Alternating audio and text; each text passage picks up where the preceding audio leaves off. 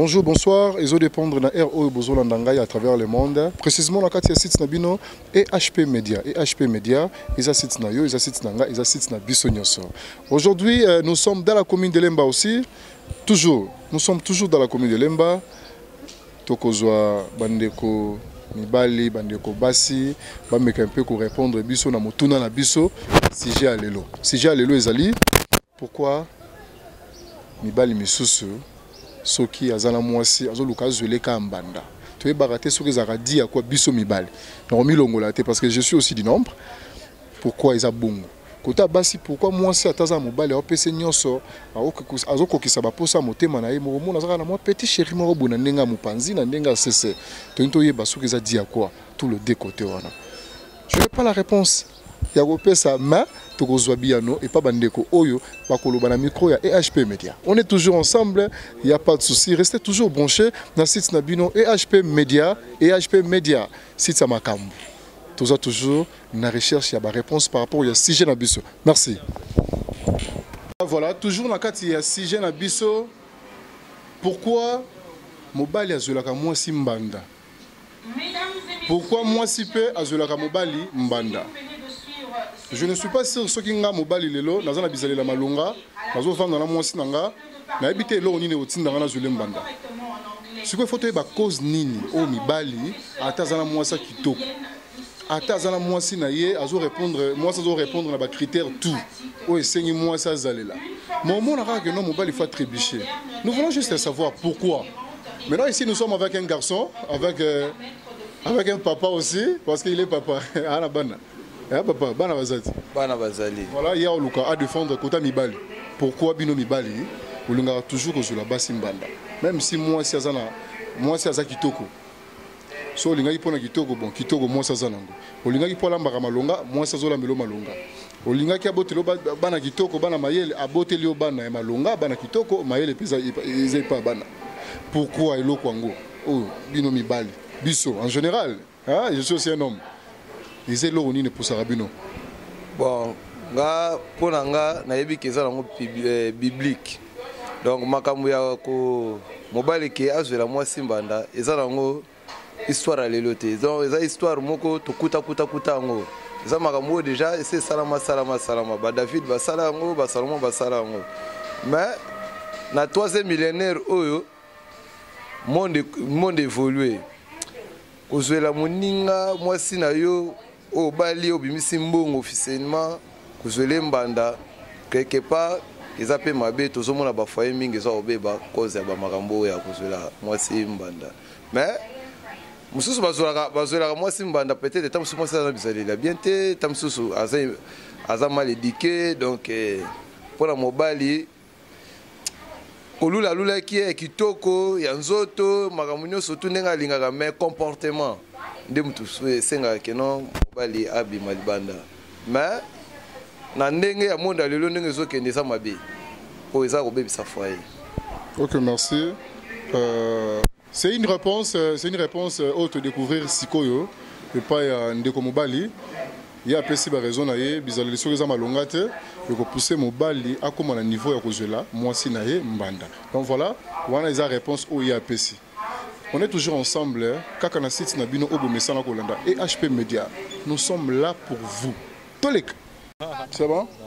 Voilà, nous sommes toujours là. Na katia ba mituna na biso, tuzana ba jeune, ba yaya, comme on dit à Lingala, ba noko. Voilà, nous sommes là avec eux. To remeka un peu ko luka ko yebapé par rapport à mituna na biso, oyo tozotuna. Ba connaissance par rapport à compréhension na bango, na ba question na biso. Bonjour. Non, je commence par toi. Mutuna na biso c'est simple. On est trop jeune. Ils avaient mituna au bande de batuna qui en fait balobi mibali bazotonda te. Il faut qu'azula mwasi na ye mwa mbanda. Il faut qu'azala na mwa petit chéri. Mais non ba petit chéri ngo ba maman ebele bazozala na bango nza mingi bino ba jeune garçon. Biso ba jeune garçon. Voilà. Makomi longola te. Oui, naza pe jeune. Isa pourquoi c'est dit à quoi? La maman bazotonda ba papa te, il faut azala mwa peut-être mwa petit chéri, mwa bino bazo sepesa ba maman mikolo. Yango le ba bino le besoin de temps. so comprendre les hommes mo danser, faut mettre moi azala. Moi basket, moi jean, donc on est simba biso. Quelque part bénéfice nango zanini. Je suis pas habité ceux qui yo pour ça là ngo. Bon, par là on rôle baké. Tellement que na sala ngo te na trouver peu bénéfice nango te. Sauf que ça moi avant mon vraiment ils allaient répandre souvent na ba génération surtout ya biso ba jeune. Eza melo moko onga omo nango za bien te. Parce que ça souvent dit il y a des déceptions. Mutu mo ba oza sérieux, azo engagement na moi si nae, on doit développer, on doit vivre ensemble. Si ba comme na temps mo boye, au moins peut-être moi si à décevoir mon bali. Yango ça là que moi mon bali pas comme infidèle, de peur que tant ba peut-être à ozana moi si moi tant au boye aza sous choquer ma casse. Yango biso pe ba jeune, to comme on soza na moi 2 3 basi donc c'est pour cela. 2 3 basi mais maman moi aza. Mais moi aussi maman kam. Ti bon pour ma mère, on a mana éviter mais comme des cas de karaka bani yango ta ba rumeur etambola ke ba mère mususu ba koma amoni jeune mo boga nti ba bino venu aspect on va beneti vie fali donc au quotidien na circuit mo boye et moi craqué à remonger le moi basket moi nini mais souvent aussi c'est dit il y a manque, il y a boulot, des jeunes tout ça va travailler, les jeunes ba au linga via facilité, alors c'est là là tu dois fali, tandis qu'il y a un moyen on a été, soit côté na mère mo boy, alors nous PC ba les anciens comment est-ce qu'on résister, au moins pays pas mitiki na, au moins na ebilo quoi na ils vont plaire na kin. Là on te garde, toi tiki yote, toi y a pas de cocoto, ba bibo bino ne makambo, ba bo koko ko simbela ba mama ona ba nzete ko mela. Pourquoi? En fait, merci d'abord pour la parole. Non, relevé quand des mouninga soloba. Au monde actuel est tambola. La vitesse, comprendre. La vitesse, on se connaît c'est un bon. Bah, balingi que non. Moi jeans, moi boy, moi basket, bah nini. Mais t'as ce que boulot a été, on est lourd monté. Alors Lucas, mère moi boy, que non. Mais on a libéralement Mickey Banini. Et ça là que non, yo mo yebi. Moi styling na soir mon copo Banini. Maman on a za mukolo no makasi. Bah oui, ils a bien été mais bon. Actuellement on est makamde on est. On est makam. Ya on est makam. Vivre na ba maman on est makam. Ya on est makam mikolo. Voilà. Ils ont bien été mais. Et dans singali ka bo mais au ça kak. Pas donc chose à te. Voilà. Je vous avais dit ma réponse c'est ça ebele mituna ezapé. Mais mi tourne je suis sûr, mi tourne boyebi bango batupé bayebi par rapport à n'enga tourner là, mais la réponse des ébélés. Balobi ba maman de makambo. Ba maman ba sa basket, de ba ya ba sa énergie. Bongo. Ça bongo né. Force de frappe. Voilà. Merci. En plus, na relevé le moment boy. Moni, ils ont raté pour la basket bani mais ils travaillent, jeunes ils ont travaillé mais qu'est-ce que le capeur yebi. Ils ont des bons. Jeunes ont travaillé pour le capeur. Oui, ils ont tout fraîchement, ils m'ont yebi. Au pic les gens non. Tandis que père là me super là au moment et ça que non. Moi Waniko Banini mais jeunes ont commenté bah 7. Et là c'est qui? Et là on a pas mère a besoin non. Donc nous ne besoin boom performance voilà. Nous ne besoin boom mais là ba papier belé ma balle pour récupérer bassi na bango.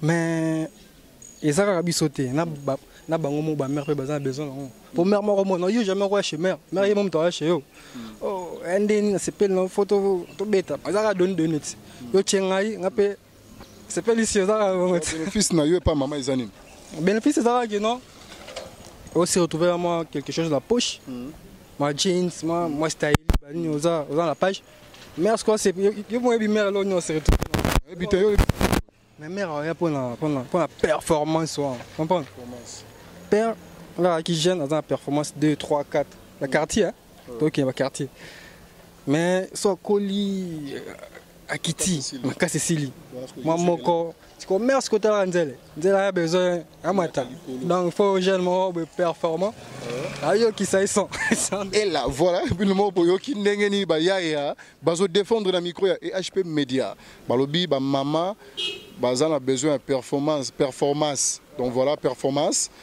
par rapport à papa balembi ba maman ba jeune ndé ba ina relève wana oza d'accord nango bon nga na oza d'accord nango te parce que bah au moins appelle la majorité ba maman o bazo bima bazo sa biloko wana baza ba femme mariée. Tandis que ça, étant que chrétien d'abord, ils ont des points moko na ko mako soutenir parce qu'ils ont non lo ba bengi adultère. Ils font aussi le rapport sexuel hors mariage. Donc ils ont mis le mot, ils ont bien été. Et puis dans l'avenir, ils ont même la jeune mambo belé. Moi la jeune lelo va progresser ba yo mo mambo belé na vie et kangama dit ya ba pratique wana to ça là. Donc maman, c'est déjà âge à maman à Botayo, considère-la comme ta mère aussi. Une fois beaucoup mis à point mot boy intimité mot ba mabe yango no mona ke ba am souva zo lokama o comme le oncle ndoki ceci cela toé baté OK les arabes sont morts dans le passé banzila to leke là donc tant que ba jeune to se protéger to éviter vraiment au commencer na ba point wana. OK, merci. Moi je retiens Oyo Toloba considère comme ta maman aussi. Là, c'est bien, c'est très gentil, c'est aussi trop fort. Ça me va droit au cœur, ça me va droit au cœur. J'aime considérer maman nyoso koya penenayo, loko la maman oya botiyo.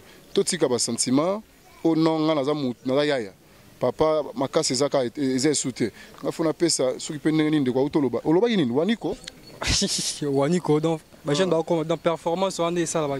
Voilà. Tala bino mo robota la ba makambo boy. On est là aussi avec Marlène. Bonjour Marlène. Bonjour. Comment tu vas? Très bien, merci. Comment? Moi aussi, je vais bien par la grâce. Okay. C'est comme si tu es trop timide. Hein? Non, ça va, c'est juste qu'il fait chaud et déjà. Très chaud, hein? Donc, pas de choix. Oui. Ok, merci. Mais je pense que tu n'étais pas très loin de nous. Oui, si ce sera encore favorable de reposer la question. Ok, merci. Notre question est celle-ci. Pourquoi nous, les hommes, et vous, les femmes? Au moins, si tu as une femme à la maison. Non, je parle avec vous parce que vous êtes dame. Vous avez un balino nandaku, mais vous avez un kaka. Yaya moko boazala.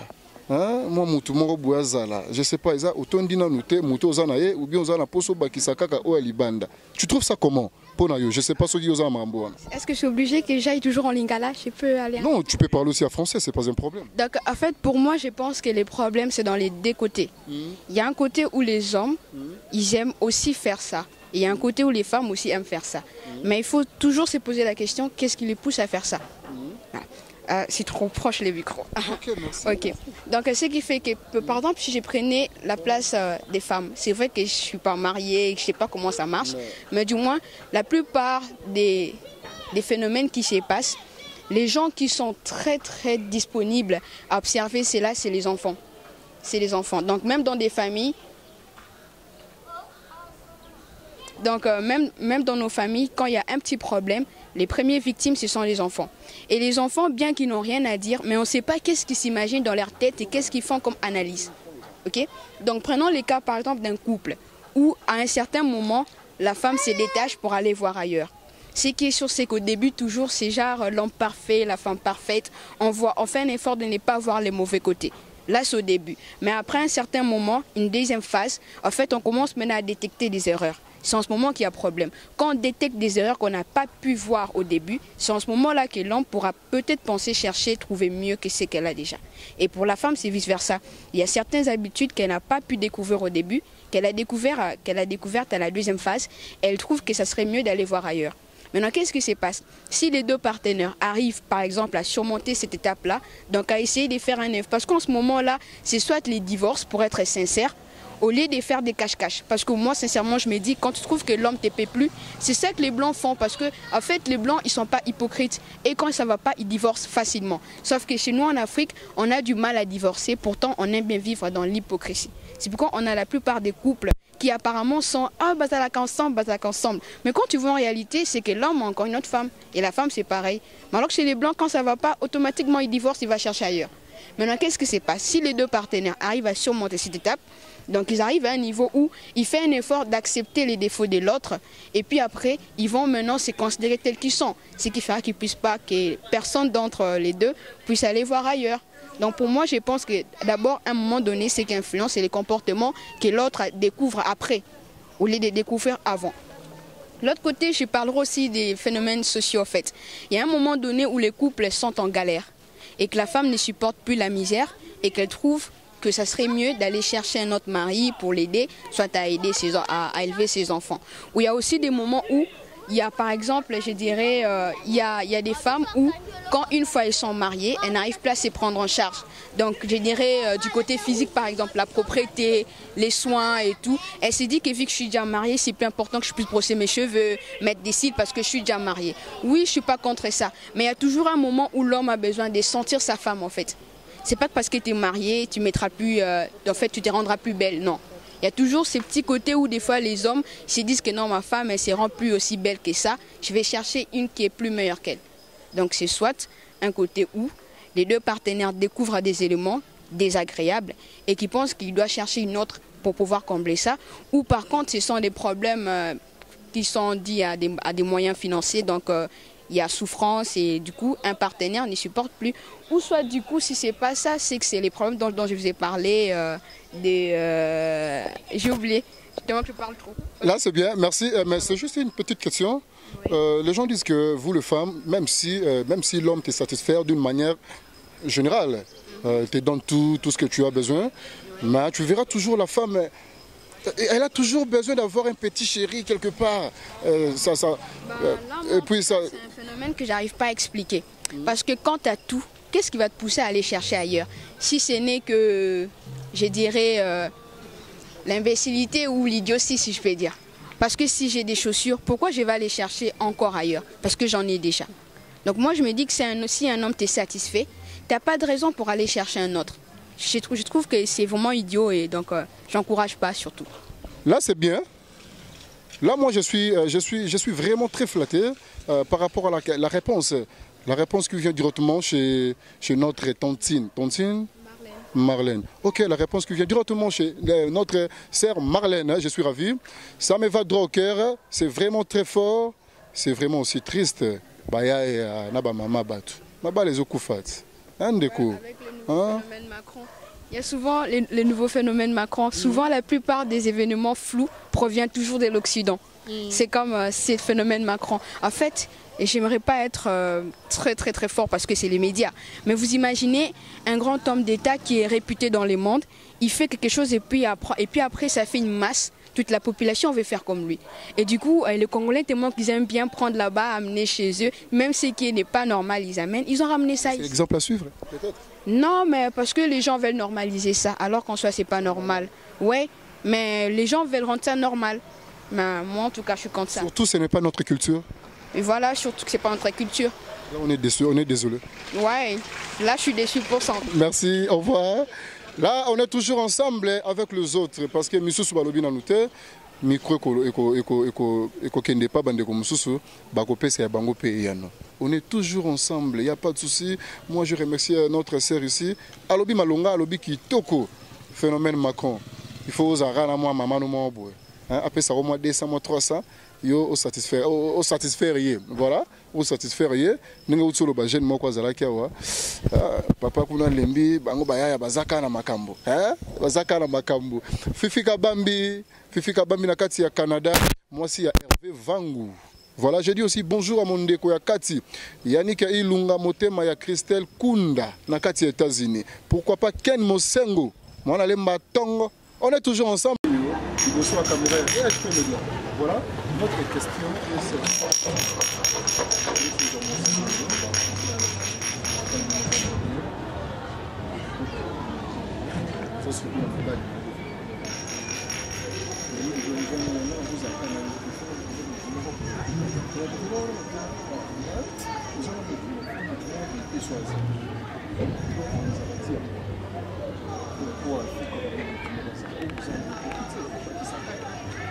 Bon, en fait, c'est le moment où arrivé là, la fille est belle.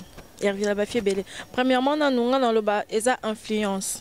Influence par rapport à la vie sociale. Nous avons un mobile, il faut un amour vrai. Mais il faut un mobile, c'est moins bon, un fille, camarade, jeans, moi cabello, moi sac. Donc il n'y a pas de ligne à la tanko. Donc influence, ne sala ba fille baza bongo. Mususu akokana te kozana mbali moko, eza nature na ya kokana te. Kozana na mbali moko, yango neti na ba fille baza mbali mususu. Ba mususu azo déception et pas mbali moko quelconque. abia mobali nanga longo asala ka boyenga pe na lingi na prouver il faut nga pe na zo mwasi donc marmoana donc le pourquoi belé et puis na ba réponse nango mais na nyos toi nanga na mona nanga inconcevable tant que femme tant que fille na mona nanga inconcevable pourquoi parce que biso basi ba benga biso ba fleur quoi fleur et ça fleur au monde qui te retient à un certain moment au monde que non fleur est fanée. Par contre mon bal a fané te mon bal a pas à 100 ans 150 ans 90 ans à ko botane mais biso ba c'est comme à un certain âge au ko so sa vie aux aki na ngote comme il faut raisonner maramususu il faut raisonner maramususu donc ba conséquence nous sommes ba kuta non ba raison peu importe quelle raison est na ba fille ba en a deux hommes soit à vivre na ba mi ba les belé et ça vraiment malamuté. OK. Merci mais babi bino boza wana boza ba jeune boza na mutu na yo na olingi ka ozo pe papa moko boye ozo mona ngo na ba vie sociale na biso awa jeune fille de tio azana besoin papa moko boye to yeba te papa ngo eza po abakisa nini po alongola nini.